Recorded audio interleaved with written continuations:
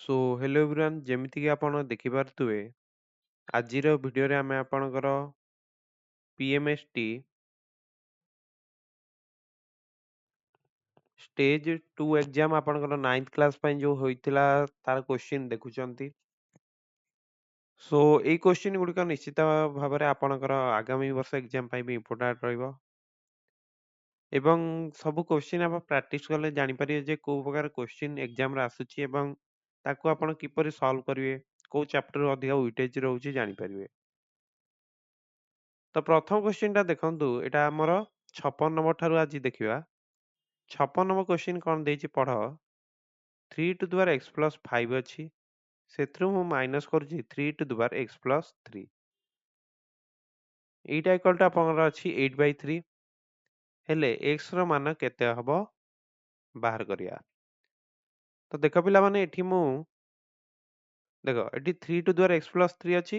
ତ ଏଇ ଯେଉଁ x ପ୍ଲସ୍ 5 ଲେଖା ହେଇଛି ଏଇଟା ଗୋଟେ କାମ ମୁଁ କରୁଛି 3 to the power x plus 3 plus 2 ମୁଁ ଲେଖିଦେଲି minus 3 to the power x plus 3 ଲେଖି ହେବ ଏମିତି। ଏଇଟା ଇକ୍ୱାଲ୍ ଟୁ 8/3। ବର୍ତ୍ତମାନ ମୁଁ କ'ଣ କରିବି ନା ଏଇ ଦୁଇଟା ଯାକରୁ ଯଦି ମୁଁ 3 to the power x plus 3 ତମର କମନ୍ ନେଇଯିବି। କମନ୍ ନେଲେ କ'ଣ ହବ ଦେଖ, ଏଇଠୁ କ'ଣ ହେଲା ନା x ପ୍ଲସ୍ 3 ପଳେଇଲା, ଆଉ କେତେ ରହିବ। ଯଦି ତମର ଗୋଟେ ଅଛି a to the power m plus n ଅଛି, ଏଇଟା ମୁଁ ଲେଖିପାରିବି a to the power m into a to the power n ଲେଖିପାରିବି। ଯଦି ତମର ଆଧାରଟା ସମାନ ଥାଏ ତାହେଲେ ଘାତ କ'ଣ ମିଶେଇକି ଲେଖନ୍ତି ନା, ବୁଝିହେଉଛି। ତା ମାନେ ଏଠୁ ମୁଁ 3 to the power x plus 3 common ନେଇଗଲି ମାନେ ମୋର ଏଠି କେତେ ବଳିବ ନା 3 ର ସ୍କୋୟାର ବଳିବ, ବୁଝିହେଲା। ଏଠି କେତେ ବଳିବ ନା ଏଠୁ ତ ପୁରା 3 to the power x plus 3 ପଳେଇଲା, ତାହେଲେ ଏଠି 1 ବଳିବ, ବୁଝିହେଲା। ଏଇଟା ଇକ୍ୱାଲ୍ ଟୁ 8/3। ଏତିକି ଯାଏଁ କ୍ଲିୟର। ନେକ୍ସଟ ମୁଁ କ'ଣ କରିବି ନା 3 to the power x plus 3 ସେମିତି ଥାଉ, 3 ର ସ୍କୋୟାର ମାଇନସ୍ 1 ଏଇଟା କେତେ ହେଇଯିବ 3 ର ସ୍କୋୟାର ମାଇନସ୍ 1 ମାନେ 9 ମାଇନସ୍ 1। ତମର 3 ର ସ୍କୋୟାର କେତେ 9 ନା, ତ ଇଣ୍ଟୁ 8। ଏଇଟା ଇକ୍ୱାଲ୍ ଟୁ 8/3। ତ ଦେଖ ବର୍ତ୍ତମାନ କ'ଣ ହବ ନା ଉଭୟ ପାର୍ଶ୍ୱ ଯଦି ମୁଁ 8 8 କାଟିଦେବି, କାରଣ ଏଠି ବି 8 ଗୁଣା ହେଇକି ଅଛି, ଏଠି ବି 8 ଗୁଣା ହେଇକି ଅଛି, କାଟି ହବ। ତା ମାନେ ବର୍ତ୍ତମାନ LHS ରେ ମୋ ପାଖେ ଅଛି 3 to the power x plus 3 equal to ତମର କେତେ ନା 1/3 ଅଛି। ତ ଏଇଠି ଗୋଟେ କାମ ଆମେ କରିପାରିବା, ଦେଖ 3 to the power x plus 3 ସେମିତି ଥାଉ, ଏଇଟା 1/3 ଅଛି ମାନେ କ'ଣ 1/3 ଟୁ ଦ ପାୱାର 1 ଅଛି, ନୁହେଁ କି। କାହାର ବି ପାୱାର 1 ନେଲେ ଲେଖ, ସେତିକି ଆସିବ ନା। ତ ଯଦି ମୋ ପାଖରେ ଅଛି ମନେକର 1/a two the power m ରହୁଛି, ଅର୍ଥ କ'ଣ ଏହାର, ଏଇଟା ଯଦି ଉପରକୁ ଯିବ ନେଗେଟିଭ୍ ହେଇଯିବ ହେଲା, ମାନେ a to the power minus m ହେଇଯିବ, ବୁଝିହେଲା। ତା ମାନେ ଏଇଟା ମୁଁ ଲେଖିପାରିବି 3 ଟୁ ଦ ପାୱାର ମାଇନସ୍ 1। ତଳେ 3 ଟୁ ଦ 1 ଟା ଥିଲା ନା, ଉପରକୁ ଗଲେ କ'ଣ ନେଗେଟିଭ୍ ହେଇଯିବ। ତ ବର୍ତ୍ତମାନ ଦେଖ ଉଭୟ ପାର୍ଶ୍ୱରେ ଆଧାର ତମର ସେମ୍ ନାହିଁ କି। ଦେଖ ଏଇଠି 3 ଅଛି, ଏଠି ବି 3 ଅଛି। ତା ମାନେ ଏଇଥିରୁ ମୁଁ ଲେଖିଦେଇ ପାରିବି ଯେ x plus 3 equal two minus 1 ଲେଖିପାରିବି। ତାହେଲେ ଗୋଟେ କାମ କର, ଏଇ 3ଟା କ'ଣ ଏପଟକୁ ନେଇ ଆସ, ତାହେଲେ କ'ଣ ହବ ମାଇନସ୍ 1, 3ଟା ଏପଟକୁ ଆସିଲେ କ'ଣ ମାଇନସ୍ 3 ହେଲା। ତ ମାଇନସ୍ 1 ମାଇନସ୍ 3 ମୋର କେତେ ହେଇଯିବ ମାଇନସ୍ 4। ବୁଝିପାରିଲ, x ର ମୂଲ୍ୟଟା କେତେ ମତେ ମିଳିଲା ମାଇନସ୍ 4। କେତେ ତମ ଅପସନରେ ଅଛି, ଅପସନ ଡି ହଉଛି କରେକ୍ଟ, ବୁଝିହେଲା। ନେକ୍ସଟ କ୍ୱେଶ୍ଚିନ୍ ତମର ଦେଖିବା 57 ଦେଇଛି a ଓ b ଦୁଇଟି ଅଣଶୂନ୍ୟ ସେଟ୍ ହେଲେ ନିମ୍ନୋକ୍ତ ଉକ୍ତି ଗୁଡ଼ିକ ମଧ୍ୟରୁ କେଉଁଟି ସତ୍ୟ ଅଟେ। ଅଣଶୂନ୍ୟ ସେଟ୍ ମାନେ ସେଟ୍ରେ କିଛି ଉପାଦାନ ଅଛି, ଏଇଟା ହଉଛି ତାର ଅର୍ଥ। ତମକୁ ଦେଲା ଯେ a minus b equal to b minus a। ତ ଏଇଟା ଯଦି ତମେ କିଛି ଉଦାହରଣ ନେଇକି ଦେଖୁଛ ହେଲା, ଏଇଟାକୁ ମନେକର ମୁଁ ନେଇଯିବି, ତମର ଏଥିରେ ଅଛି 9 8 9 10 11 12 ମୁଁ ନଉଛି ଏଇଟାକୁ। ବି ସେଟ୍ଟାକୁ ମୁଁ ନେଇଯାଉଛି ତମର 5 6 କେତେ ନେବି 5 6 9 10 ନେଇଯାଉଛି ହେଲା। ତମକୁ କ୍ୱେଶ୍ଚିନରେ ଯୋଉ ପ୍ରଥମ ଅପସନଟା ଦେଇଛି କ'ଣ ନା a minus b equal to b minus a ହବ। ତ ଏଠି ଯଦି ମୁଁ a ମାଇନସ୍ b ତମର ଲେଖିବି, ମାନେ ଚିନ୍ତା କର, ଏ ସେଟ୍‌ଟା ଫାଷ୍ଟ ଲେଖିଲି 9, 10, 11, 12 ବୁଝିହେଲା? ସେଥିରୁ ମୁଁ ମାଇନସ୍ କରିଦେଲି 5, 6, 9, 10। a ମାଇନସ୍ b ର ଅର୍ଥ କଣ? କେବଳ a ରେ ଯୋଉ ଏଲିମେଣ୍ଟ ଗୁଡ଼ିକ ଅଛି। ବୁଝିହେଲା? ତ 9, 10, 11, 12 ଏଠି 5, 6, 9, 10 ତ ଏଇଥିରୁ କଣ କର ନା 9, 10 କାଟିଦିଅ। ଏଇ ଦିଟା କାଟିଦିଅ। ତାହେଲେ ବଳିବ କଣ? 11 ଆଉ 12। ବୁଝିପାରିଲ ମୋ କଥା? b ମାଇନସ୍ a ଯଦି ମୁଁ ଲେଖିବି, ତାହେଲେ କଣ ହବ? 5, 6, 9, 10 ରୁ ତମର 5, 6, 9, 10 ରୁ ମୁଁ କେତେ ମାଇନସ୍ କରିବି? ନା 9, 10, 11, 12। ତାହେଲେ ଏଠି ମୋର ଦେଖ, ଏଠି ତମ 9, 10 ଅଛି, ଏଠି 9, 10 କାଟିଦିଅ, କମନ୍ ଅଛି ନା। b ମାଇନସ୍ a ମାନେ କଣ? କେବଳ b ରେ ଥିବା ଏଲିମେଣ୍ଟ, ମାନେ 5 ଆଉ 6 ରହିବ। ବୁଝିପାରିଲ ମୋ କଥା? ତା ମାନେ a ମାଇନସ୍ b ତମର b ମାଇନସ୍ a ସହିତ ସମାନ ହେଲା କି? ସମାନ ହବନି। ବୁଝିହେଲା? ତମର ଏଇ ଯୋଉ ଉକ୍ତିଟା ଫାଷ୍ଟରୁ ଲେଖା ହେଇଛି, ଏଇଟା ତମର ଭୁଲ। ବର୍ତ୍ତମାନ ଦେଖ, a ମାଇନସ୍ b ଆମ ପାଖରେ ଅଛି। ଆମେ କେବଳ କାଢିବା ଯେ a ମାଇନସ୍ a ଛେଦ b ଟା କେତେ ହବ, ଏଇଟା ଦେଖିବା। ବୁଝିହେଲା? a ମାଇନସ୍ b ଆମ ପାଖରେ ଅଛି। ଆମେ ବର୍ତ୍ତମାନ ଦେଖିବା ଯେ a ମାଇନସ୍ a ଛେଦ b ଟା କେତେ ହଉଛି। ତା ପୂର୍ବରୁ a ଛେଦ b ମାନେ କଣ ବୁଝିପାରୁଛ ତ? a ଛେଦ b ମାନେ ହଉଛି ତମର a ଆଉ b ଉଭୟରେ ଥିବା ଏଲିମେଣ୍ଟ। କଣ?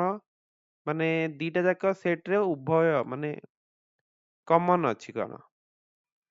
ଦେଖ, a ସେଟରେ ବି 9, 10 ଅଛି, b ସେଟରେ ବି 9, 10 ଅଛି। ତା ମାନେ ମୋର a ଛେଦ b ଟା ହଉଛି ମୋର 9, 10। କଥାଟି ବୁଝିପାରିଲ ଭଲସେ? ତ ଏ ସେଟରେ ଯୋଉ ଉପାଦାନ ଗୁଡିକ ଅଛି, କଣ କଣ ଅଛି ଦେଖ? ତମର 9, 10, 11, 12। ତା ମାନେ ମୁଁ ଏଇଠି ଲେଖିବି 9, 10, 11, 12 ମୁଁ ଲେଖିଲି। ବୁଝିହେଲା? ସେଥିରୁ ମୁଁ ମାଇନସ୍ କରିବି ତମର କଣ ନା a ଛେଦ b ଟା ମାଇନସ୍ କରୁଛି ନା, ତ 9, 10 ମାଇନସ୍ କରିବି। ଓକେ। ତା ମାନେ a ମାଇନସ୍ a ଛେଦ b କଲେ ମତେ ମିଳିଯାଉଛି 11, 12। ଏବଂ ତମେ ଯଦି ଦେଖିବ ଆମର a ମାଇନସ୍ b ଟା ବି ଏତିକି ନଥିଲା କି? ତମର a ମାଇନସ୍ b ଟା ବି 11, 12 ଆସିଥିଲା। ତମର a ମାଇନସ୍ a ଛେଦ b ସେତିକି ଆସିଛି। ତା ମାନେ ଏ ଦିଟା ମୋର ଇକ୍ୱାଲ। ତ ଏଠି ମୋର ଅପସନ B ହିଁ କରେକ୍ଟ ଆନ୍ସର। ବୁଝିହେଲା?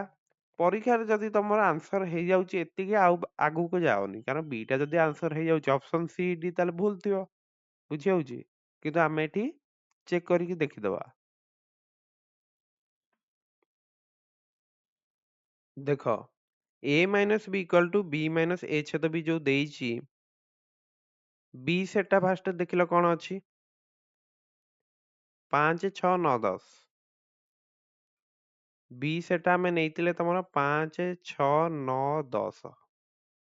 ବୁଝିହେଲା? a ଛେଦ b କମନ ଏଲିମେଣ୍ଟ କଣ ଅଛି ନା 9, 10। ମାଇନସ୍ କରିବ ମାନେ 9, 10 ଟା ଏଥିରୁ କାଟିଦିଅ ହେଲା। ତ ବଳିବ ମୋ ପାଇଁ କଣ? 5, 6। ଓକେ। ତା ମାନେ ଏଇଥିରୁ ମତେ କଣ ମିଳୁଛି? ତମର a ମାଇନସ୍ b ଟା ଆମ ପାଖରେ କେତେ ଥିଲା? 11, 12 ଥିଲା ନା। ମାନେ 11, 12 ଥିଲା ମୋର a ମାଇନସ୍ b। ଏପଟେ ମୋର 5, 6 ଆସିଲାଣି, ତ ଇକ୍ୱାଲ ହବ ନାହିଁ। ବୁଝିହେଲା? a minus b equal to b minus a ଛେଦ b, ଏଇଟା ହଉଛି ତମର ଭୁଲ। ଓକେ। ତା ମାନେ ଅପସନ C ଟା ବି ତମର ଭୁଲ ଅଛି ହେଲା। ଅପସନ D ଟା ବି ଚେକ୍ କରିକି ଦେଖେଇ ଦଉଛି ତମକୁ। a minus b equal to ଦେଇଛି a union b minus a ଛେଦ b। ତ ପିଲାମାନେ ଏଠି a ୟୁନିୟନ b ଟା କଣ ହବ? ଲେଖି ଦଉଛି ଏଠି ଦେଖ। a ୟୁନିୟନ b ମାନେ ଆମେ ସବୁ ଯାକ ଏଲିମେଣ୍ଟକୁ ମିଶେଇକି ଲେଖିବା ହେଲା। କଥାଟି ବୁଝିପାରୁଛ ତ? a ୟୁନିୟନ b ମାନେ ସବୁ ଯାକ ମିଶେଇକି ଲେଖିଦବା। ତମର 5, 6 ମୁଁ ଆଗ ଲେଖିଲି, ତାପରେ ଲେଖିଲି 9, 10, ତାପରେ ଲେଖିଲି 11, 12। ବୁଝିହେଲା? ଏଇଟା ହଉଛି ତମର a ୟୁନିୟନ b। ତ ଏଇଟା ଆମେ ଫୋର୍ଥ ଅପସନ୍ ତମର ଚେକ୍ କରୁଛନ୍ତି ଅପସନ୍ ଡି।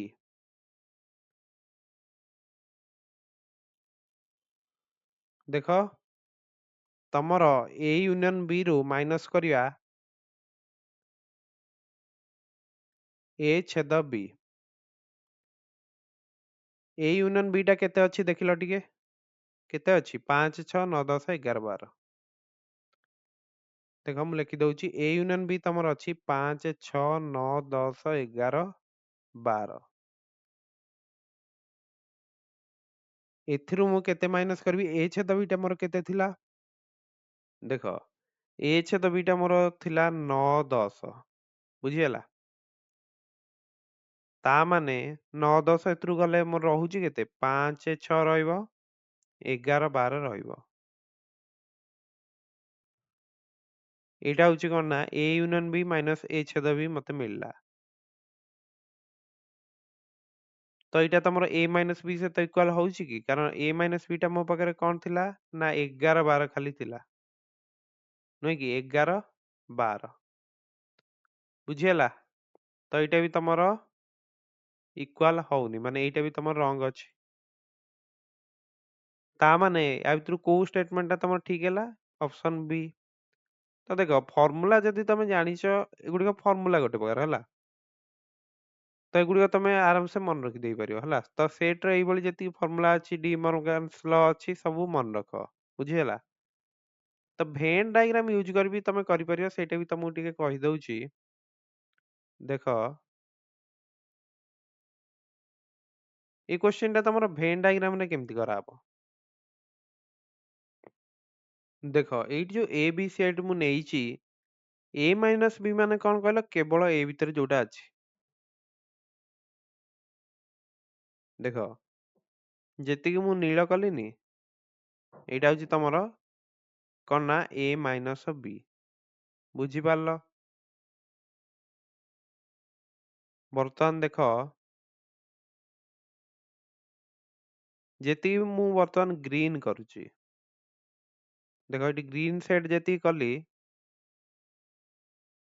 ଏଇଟା ତମେ ଦେଖିପାରୁଛ ଯେ କେବଳ B ଭିତରେ ଏତିକି ରହୁଛି, ମାନେ ଏଇଟା ହଉଛି ତମର କଣ ନା B ମାଇନସ୍ A, ବୁଝିହେଲା।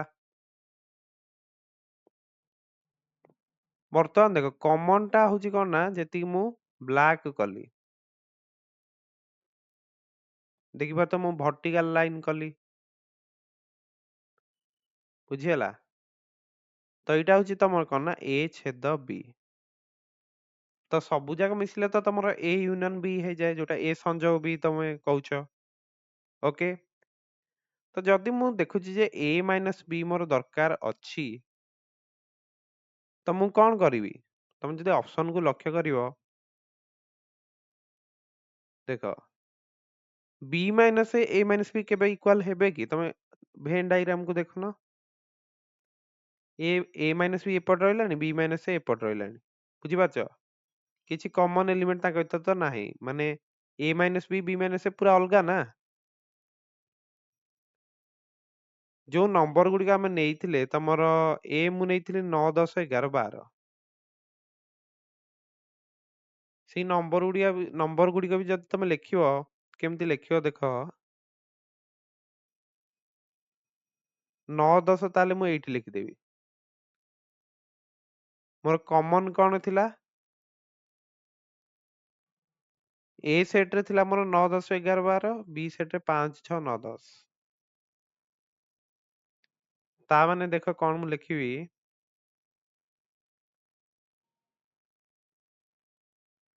ଦେଖ ତମର A ସେଟ ରେ କଣ ଥିଲା ନା 5 6 9 10, ଦେଖ A ସେଟ ରେ ମୋର 11 12 ଥିଲା, 9 10 ଥିଲା ଯୋଉ କମନ, ସେଇଟା ମଝିରେ ଲେଖା ହବ ହେଲା, ଏଇଠି ବ୍ଲାକ୍ ରେ ଲେଖିଦେଲି। B ସେଟ ରେ ମୋର ଥିଲା 5 6 9 10, ତ 9 10 ଦେଖୁଛ ତ କମନ ରହିଗଲା। B ସେଟ ରେ ମୋର ତାହେଲେ କଣ ରହିଲା, ମୋର A ସେଟ ରେ ଉପାଦାନ ଚାରିଟା କଣ ରହିଲା, 11 ରହିଲା, 12 ରହିଲା, 9 10 ରହିଲା।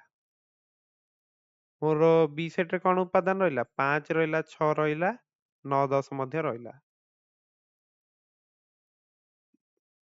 ତ ପ୍ରଥମଟା ତ ତମେ ଦେଖିକି ଜାଣିପାରୁଛ, ପାରୁଥିବ ଯେ a ମାଇନସ୍ b ଏବଂ b ମାଇନସ୍ a କିଛି ତାଙ୍କ ଭିତରେ କିଛି କମନ୍ ଏଲିମେଣ୍ଟ ନାହିଁ। ତ ଇକ୍ୱାଲ୍ ହେବେନି ହେଲା। ପୁରା ଅଲଗା ସେମାନେ ଅନଇକ୍ୱାଲ୍ ହେବେ। ବର୍ତ୍ତମାନ ଦେଖ a minus b equal to a minus a ଛେଦ b। ଏଇଠି ଭେନ୍ ଡାଇଗ୍ରାମକୁ ଲକ୍ଷ୍ୟ କର। ତମର ଯଦି ପୁରା a ସେଟ୍ରୁ ମୁଁ ଏଇ a ଛେଦ bଟା କାଢି ଦଉଛି ମତେ ମୋର a ମାଇନସ୍ b ମିଳିଯିବନି କି? ପୁରା ଯୋଉ a ସେଟ୍ଟା ଅଛି ସେଥିରୁ ଯଦି ମୁଁ a ଛେଦ bଟା କାଢିଦେବି ତାହେଲେ ମତେ କଣ ମିଳିଯିବ? a ମାଇନସ୍ b ମିଳିଯିବ ନା। ବୁଝିହେଲା? ତ ଏଇ ଗୋଟାକ ହିଁ ତମର ଠିକ୍ ରହିବ। ହେଲା। a minus b equal to b minus a ଛେଦ b। ତ ଦେଖ ଏଠି ଯଦି ମୁଁ b ମାଇନସ୍ a ଛେଦ b ଲେଖୁଛି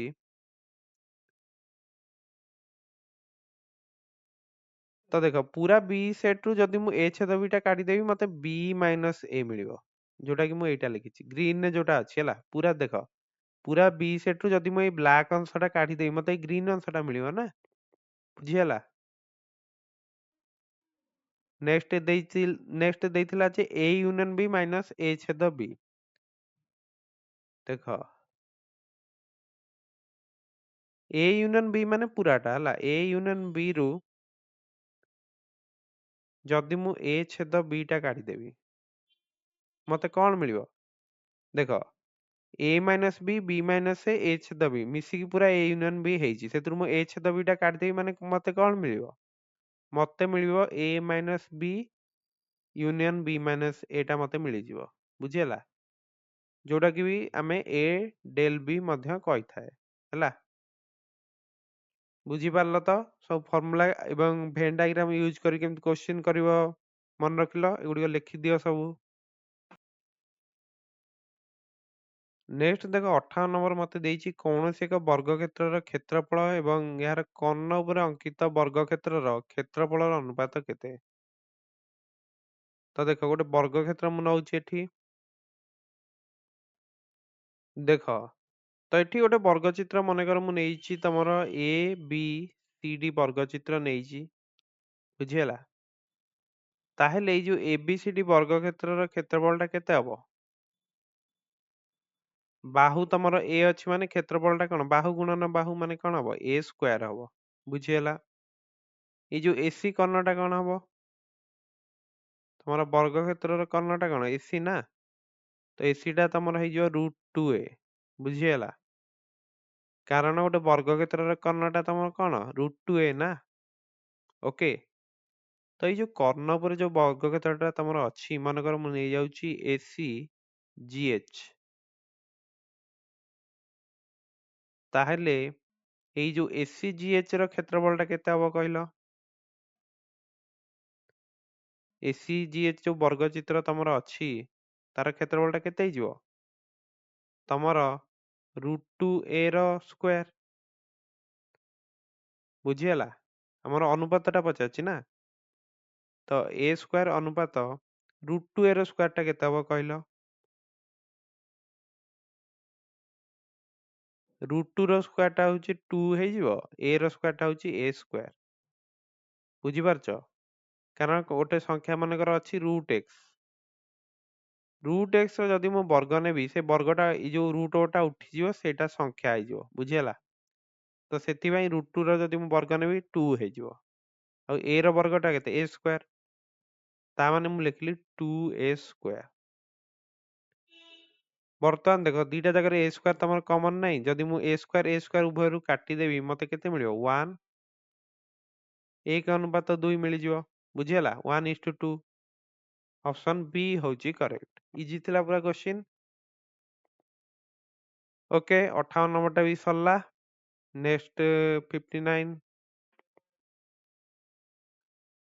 ନେକ୍ସଟ ଦେଖ 59 ତ ମୁଁ ଦେଇଛି 1/1 ଗୁଣନ 2 ପ୍ଲସ 1/2 ଗୁଣନ 3 ପ୍ଲସ 1/3 ଗୁଣନ 4 20 ସଂଖ୍ୟକ ପଦର ଯୋଗଫଳ କେତେ ହବ?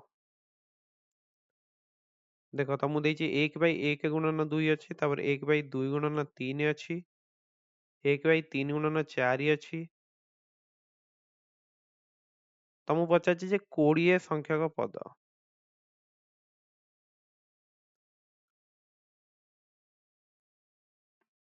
ତ ଦେଖ ଏଇ ଯୋଉ 1/1 ଗୁଣନ 2 ଲେଖାଯାଇଛି ୟାର ଅର୍ଥ କଣ?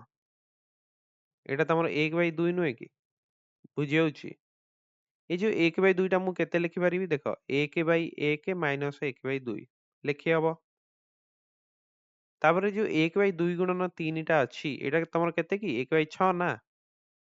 ଏଇ ଯୋଉ 1/6 ଟାକୁ ମୁଁ କେମିତି ଲେଖିପାରିବି? ନା 1/2 ମାଇନସ୍ 1/3।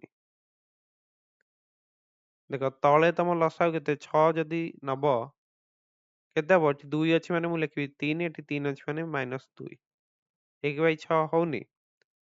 ଏଠି ଦେଖ ତଳେ 2 ଲସାଗୁ ଗଲା, ଉପରେ କେତେ ହବ? ଏଠି 1 ଥିଲା ତ 2, 2 ମାଇନସ୍ 1, 1/2। ବୁଝିପାରୁଛ କଥା? ତା ମାନେ ଏଇ ଯୋଉ ତମର ଦେଇଛି, ଯଦି ତମର ଏମିତିଆ କୋଶ୍ଚିନ୍ ଦଉଥିବ ମାନେ ଦେଖିବ ଯେ ମାନେ ଯୋଉ ସେକେଣ୍ଡ ଟର୍ମଟା ଯୋଉଠୁ ସରିଲା ସେଇଠୁ ପୁଣି ଆରମ୍ଭ ହେଇଛି ଏବଂ ତମର ଯୋଉ ଅନ୍ତର ଗୁଡିକ ସମାନ ଅଛି, ଅନ୍ତର ସମାନ ଥିବ, ତା ମାନେ ଏଇଟା ତମର କେମିତି କୋଶ୍ଚିନ୍ ଟା ହବ ଦେଖ।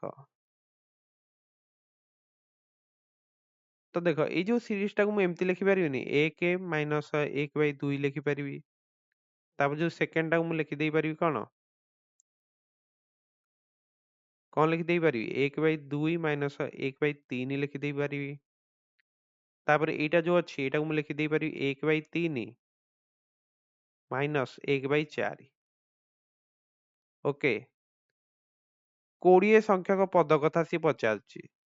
ତମେ ଦେଖିବ ଯେ ଦ୍ୱିତୀୟ ପଦଟା ଯୋଉ ଅଛି କଣ 1/2 ଗୁଣନ 3 ଅଛି। ତୃତୀୟ ପଦଟା କଣ ହେଲା? 1/3 ଗୁଣନ 4 ରହିଲା। ତା ମାନେ ତମର ଯୋଉ 20 ତମ ପଦଟା କଣ ହବ କହିଲ? 20 ତମ ପଦଟା କଣ ରହିବ? 1/20 ଗୁଣନ 21 ରହିବ ନା? ବୁଝିପାରୁଛ? କାରଣ ଦେଖିବ ଯେ ଯୋଉ ତମ ପଦ ଦେଖ ଦ୍ୱିତୀୟ ପଦର ତଳେ କଣ ଅଛି? ଫାଷ୍ଟ ଟର୍ମଟା 2 ଅଛି। ତୃତୀୟ ପଦର ତଳେ ଫାଷ୍ଟ ଟର୍ମଟା କଣ ଅଛି? 3 ଅଛି। ତାମାନେ 20 ତମ ପଦଟା କେତେ? 1/20 ଗୁଣନ 21 ରହିବନି? ମାନେ ଲାଷ୍ଟକୁ ତମର ଅଛି 1/20 ଗୁଣନ 21। ତ ଏଇଭଳି ଭାବରେ କଣ୍ଟିନ୍ୟୁ ହେଇ ହେଇ ତମର କେତେ ଯାଏଁ ଯିବ ନା 1/20 ମାଇନସ୍ 1/21। ଏହାର ପୂର୍ବରୁ କଣ ଥିବ ତମର? ତମର ପୂର୍ବରୁ ତମର ଥିବ, ଦେଖ ପୂର୍ବରୁ ତମର କଣ ଥିବ ନା 1/19 ମାଇନସ୍ 1/20। ବୁଝିଗଲା? ତାପରେ ପ୍ଲସ୍ 1/20 ମାଇନସ୍ 1/21। କ୍ଲିୟର? ଏତିକି ଯାଏଁ କ୍ଲିୟର ଅଛ ପୁରା? ତ ଏଠି କଟିଯିବ କଣ ଦେଖ -1/2 ପ୍ଲସ୍ 1/2 କଟିଯିବ, -1/3 ପ୍ଲସ୍ 1/3 କଟିଯିବ, -1/4 ଥିବ ତାପରେ ପ୍ଲସ୍ 1/4 ଥିବ। ଏଇଟା ଦେଖ ଏଇଟା ତମର କଟିବ, ତାପରେ -1/20 ପ୍ଲସ୍ 1/20 ଏତିକି ପୁରା କଟିଯିବ ହେଲା। ମଝିରେ ଯେତକ ଅଛି ସବୁ କଟିଯିବ। କେବଳ ରହିଯିବ ତମର କଣ 1 ରହିଯିବ, -1/21 ଟା ରହିଯିବ। ତ ତଳେ ମୁଁ ଲସାଗୁ ନେବି 21, ଉପରେ କଣ କରିଦେବି 21, 1 କେତେ ହେଲା 21, ଏଠି 1 ଅଛି। ତ 20/21 ହବ ତମର ଆନ୍ସର। ବୁଝିହେଲା? ଅପସନ ସି ହଉଛି କରେକ୍ଟ। ଦେଖ କିମ୍ବା ତମେ ଫର୍ମୁଲା ବି ୟୁଜ କରିପାରିବ। କଣ ଫର୍ମୁଲା ୟୁଜ କରିବ ଦେଖ, ଯେତେବେଳେ ତମେ ଦେଖିଲ ଯେ ଏମିତିଆ ସିରିଜ ଦେଇଛି ଯୋଉଥିରେ କି ତମର ତଳ ଟର୍ମ ଗୁଡିକ ସମାନ ଅନ୍ତରରେ ଅଛନ୍ତି ଏବଂ ଯୋଉଟା ମାନେ ଗୁଣା ହେଇକି ଅଛି ଏବଂ ଯୋଉଟା ସେକେଣ୍ଡରେ ଗୁଣା ହେଇଛି ସେଟା ପୁଣି ଫାଷ୍ଟରେ ଅଛି, ଏମିତି ଯଦି ଦେଖୁଛ ତାହେଲେ ତମେ କୋଉ ସୂତ୍ରଟା ପକେଇବ? ୟାପରେ ଗୋଟେ ଭିଡିଓ ବି ମୁଁ କରିଦେଇଛି ତମର, ଯୋଉଟା କି ସିରିଜ ହେଲା। ତମ ପ୍ଲେଲିଷ୍ଟରେ ଦେଖିବ ସିରିଜ ଲେଖା ହେଇକି ଅଛି, ସେଇଟା ଦେଖିଦବ ହେଲା। ଏଇଭଳିଆ ତମର 4-5 ପ୍ରକାର କୋଶ୍ଚିନ୍ ସେଠି ମୁଁ କଭର କରିଛି ହେଲା। 4 ରୁ 5 କୋଶ୍ଚିନ୍ ସେଥିରେ ଅଛି। ସେତିକି କୋଶ୍ଚିନ୍ ତମେ ପ୍ରାକ୍ଟିସ କରିଦେଲେ ଏଇଭଳିଆ କୋଶ୍ଚିନ୍ ଆରାମସେ କରିବ। ସୂତ୍ରଟା ବି ମୁଁ ଏଠି ଲେଖିଦଉଛି ଦେଖ, 1/d ତମର ପ୍ରଥମ ପଦ ମାଇନସ୍ ଶେଷ ପଦ। ତ ତମେ ଦେଖିବ ଯେ ଏଠି ଯୋଉ ଡିଫରେନ୍ସ ଟା ଆମର 1 ଥିଲା, ତ ସେଥିପାଇଁ 1/1 ର ତ କିଛି ମୂଲ୍ୟ ନାହିଁ। 1/1 ମାନେ କଣ 1। ତ ଏଇଭଳି କୋଶ୍ଚିନ୍ ରେ କଣ କରିବ, ଯୋଉଠି 1 ଡିଫରେନ୍ସ ଥବ, 1 ଡିଫରେନ୍ସ ଥିବ, ତମେ କଣ କରିବ ନା ପ୍ରଥମ ପଦ ମାଇନସ୍ ଶେଷ ପଦ କରିଦବ। ପ୍ରଥମ ପଦ ଆଉ ଶେଷ ପଦ ତ ତମେ ଦେଖିକି କୋଶ୍ଚିନ୍ ଜାଣିଦବ ନା। ଏଠି ତମର ପ୍ରଥମ ପଦଟା କିଏ? 1/1 ମାନେ ଏମିତି ଚିନ୍ତା କରିବ ହେଲା 1/1 ଏଠି ତା ମାନେ କଣ 1 ଶେଷ ପଦଟା କଣ 1/21 ଏଇଠି ଯୋଉ ଆମେ ଲେଖିଲେନି ଶେଷ ପଦଟା କଣ ଥିଲା 1/21 ମାଇନସ କଲ ତାହେଲେ ତମକୁ ମିଳିଲା 20/21 ବୁଝିହେଲା ଅପସନ ସି ହଉଛି କରେକ୍ଟ। ସୋ ସମସ୍ତେ ନିଶ୍ଚିତ ଭାବେ ଯୋଉ ସିରିଜ ମୁଁ ଭିଡିଓଟି ଅପଲୋଡ କରିଥିଲି ଏଇଟା ନିଶ୍ଚିତ ଭାବରେ ଦେଖିଦବ ଏଇଟା ତମର ଡେସ୍କ୍ରିପସନରେ ତମକୁ ଲିଙ୍କ ମିଳିଯିବ। ନେକ୍ସଟ ଦେଖ 60 ନମ୍ବର ତମକୁ ଦେଇଛି 10 ଟୁ ଦ 100 ଗୁଣନ 100 ଟୁ ଦ 10 ଗୁଣଫଳରେ 1 ରେ କେତେ ସଂଖ୍ୟକ ଶୂନ ରହିବ? ପୁରା ଇଜି ଅଛି ଦେଖ 10 ଟୁ ଦ 100 ଗୁଣନ 100 ଟୁ ଦ 10 ଏଇଟା ମୁଁ କଣ କରିବି ଏଇ ଯୋଉ 100ଟା ମୋର ଅଛି ମୁଁ ଲେଖିଦେବି ଏଇଟାକୁ 10 ର ପାୱାର 2 100ଟା ତମ 10 ର ପାୱାର 2 ନୁହେଁ କି ତାର ପାୱାର 10 ତ 10 ର ପାୱାର 100 ଏଇଟା କେତେ ହେଇଯିବ 2 କୁ 10 ଗୁଣିଲେ 20 ତ 10 ର ପାୱାର 20 କାରଣ ଯଦି a ର ପାୱାର m ର ପାୱାର n ଅଛି ସେଟା ତମର କଣ ହୁଏ a ଟୁ ଦ mn ହେଇଯାଏ ନା ତ ଆଧାର ସେମ୍ ଅଛି ଘାତ ଦିଟା ମିଶେଇ ଦିଅ 100 ପ୍ଲସ 20 କେତେ ହେଇଯିବ 10 ଟୁ ଦ 120 ବୁଝିହେଲା। ଯଦି ତମର 10 ଟୁ ଦ n ରହୁଛି ଏହାର ଅର୍ଥ କଣ 1 ରେ ତମର କେତେଟା n ଟି ଶୂନ ଲାଗିବ ବୁଝିହେଲା। ଏଠି 10 ଟୁ ଦ 120 ଅଛି ମାନେ କଣ 1 ରେ ତମର କେତେଟା ଶୂନ 120ଟି ଶୂନ ଲାଗିବ ବୁଝିହେଲା।